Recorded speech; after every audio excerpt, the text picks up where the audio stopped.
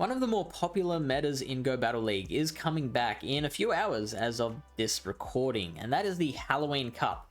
My name's Fish from Pallet Town PvP, and we're going to take a look at the basics of the Halloween Cup meta in just 6 minutes. Now, this is just your basic look at the meta. If you want a complete breakdown of the meta, where we take a look at every Pokemon and kind of look at them in depth and how they all relate to each other, every time one of these restricted metas comes in, we live stream a chat about the meta. It's myself and GBL leaderboarder / World Championship qualifier Lyle Jeffs. We do it in front of an audience, and it's really informative because we also get like chat's input, and they like feed us with their ideas and thoughts and suggestions and whatnot. So if you want to check that out, we'll have a link to that video in the description of this video, or you can click here.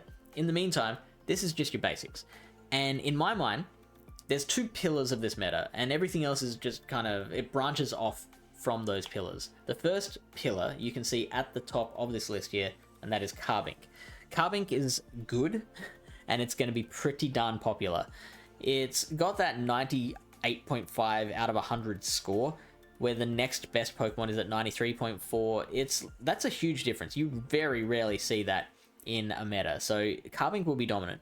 There are plenty of things that can beat a Carbink, but the things that lose to Carbink lose hard, and there's very little you can do to stop it. So for that reason, it's my very strong recommendation that you don't have any more than one Pokemon in your party that loses to Carbink. You need at least 2 counters, preferably 3 if practicable. Not essential, but it sucks because you're not going to see it everywhere. But when you do see it, you need to be prepared for it because it's that polarizing of a Pokemon. So I did say there are plenty of ways to beat it. Let's look at those ways. I basically grouped it into 3 options. You've got your steel type damage, and the main 2 for that are Scizor and Mawile. Scizor relying on fast move pressure, where Mawile is relying on that charge move. The Scizor does know Iron Head, but we actually think we like X's and Night Slash a little better in this meta. It is still beating the Carbink with just bullet punches. It's very close, but it does do it. And then you can potentially get a boost with the Night Slash, which can, help that along as well. Marwile's a lot safer, a lot more comfortable. So that's your steel type damage. Forretress is the other one. That's what I was forgetting. So Forretress is there, and it can beat the Carbink. It's nice with Mirror Shot because in the 2 shields, it can beat Carbink using just the Mirror Shot, which is double super effective.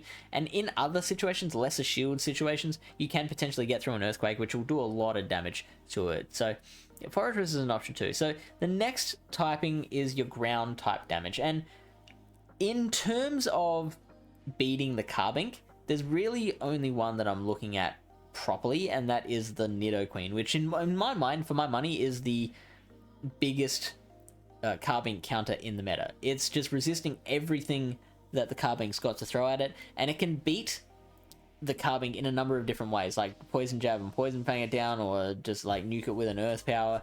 It's got options there, which is really nice, and not something that things generally have against a Carbink. The third typing, the third role, the third category is one that I think is a bit surprising because it's not one of the included types in this meta, and that is your water types.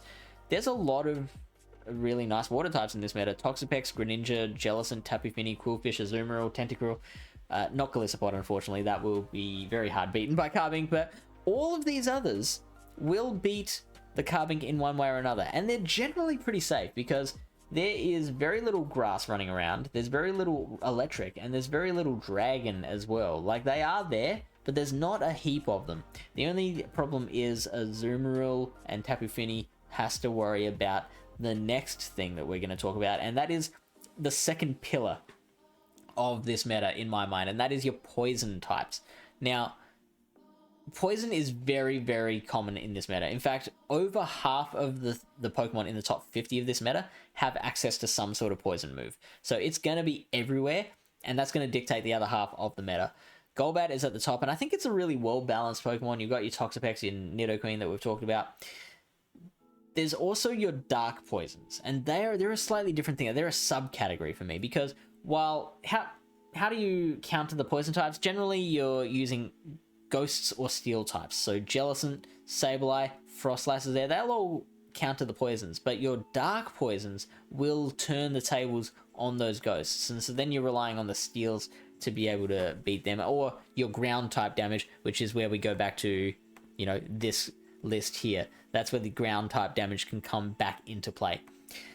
The other thing is your dark types, where you've got Greninja, which we've talked about, Mandibuzz. Like, your dark types now have to worry about Carbink, which is unfortunate, but they do still have plenty of play. They've got, like, Mandibuzz has so much play against a Beedrill, for example. Umbreon is still a very tanky Pokemon that's a really good generalist if you don't match it up against a Carbink or a Fairy in general. So Dark is your other possibility, and that's where you might want to fit something in that like, that's where if you're going to have one Carbink thing that loses to Carbink on your team, that's where you might want to find it. So that's it for this meta. Hopefully it helps. Let us know in the comments what you plan to run, what you think we might have missed, and hopefully that can help someone to build their team and get climbing on that elo. May the leads be in your favor.